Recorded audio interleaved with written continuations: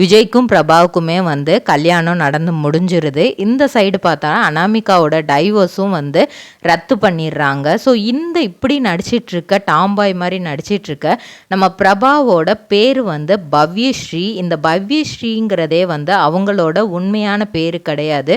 அவங்களுக்கு அவங்களோட அப்பா அம்மா வச்ச பெயர் வந்து பவித்ரா. இவங்க 1999 ஆண்டு ஆகஸ்ட் மாதம் 31ஆம் தேதி பிறக்கிறாங்க. இவங்க அப்பா பெயர் கமலக்கண்ணன். இவங்க வந்து சென்னைக்கு பக்கத்தில் இருக்கிற பெருங்குடி அப்படிங்கிற ஊரில் தான் வந்து பிறக்கிறாங்க.